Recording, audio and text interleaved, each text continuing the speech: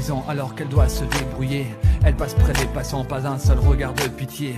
Un visage de petite fille, les yeux blessés par la tristesse. Un regard démuni et la peur de revoir sa mère. Dans les rues de la ville, on la voit tendre sa petite main, disant d'une voix fragile, donnez-moi pour un peu de pain. La petite fille tremblante toute seule alors que ces gens passent. Pas un seul mot alors qu'elle pleure de douleur et de traces. Alors elle s'apprête à rentrer mais ses poches sont si vides. Sur le chemin très angoissée, elle ne sait pas quoi dire. N'ayant pas de choix pour se réchauffer et de pas dormir dehors, elle prend son courage en entier mais a peur de son sort. Près de chez elle, les larmes reviennent, elle n'ose plus avancer.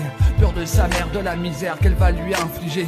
Bien consciente que le pire arrive très souvent quand elle rentre, la petite fille s'incline devant la porte de sa maman. C'est l'enfant De la misère qui est passé près de vous, qui ne reçoit de sa mère, que des injures et des coups, le long des rues de la ville. Et le temps sa petite main, disant de sa voix fragile, donnez-moi un peu de pain. Au loin la petite fille se fait entendre martyriser, mais elle veut pas qu'on dise que sa maman va se fâcher. Même si ça peut paraître bizarre que l'enfant l'aime encore, c'est sûrement que son âge lui permet pas bien de comprendre. Chaque jour devient pire parce que la gosse rentre sans rien. Personne peut l'accueillir et lui expliquer le chemin. Toute seule dans ce cauchemar et la peau recouverte de bleu, perdue dans ce brouillard avec ses yeux profonds et bleus. Un beau soir de printemps, la mère encore un peu plus ivre la prend brutalement et l'attache à son lit de cuivre, et se met à frapper son cœur à larges coups sonores sur le corps déchiré de l'enfant qui devant l'implore.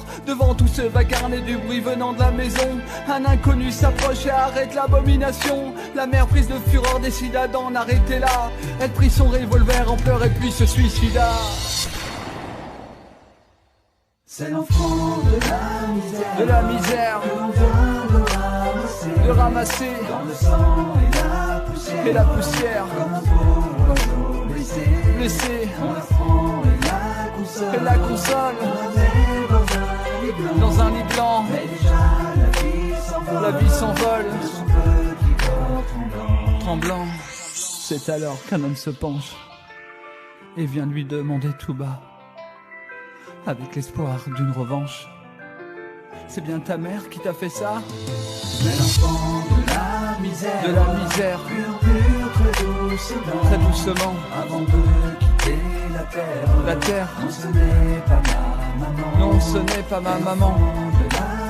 De la misère murmure très doucement, avant de quitter la terre. Non, ce n'est pas ma maman. Non, ce n'est pas ma maman. La petite fille partie au ciel, elle va rejoindre tous les anges. Elle ne croisera pas sa mère, qui elle ne mérite pas la clémence.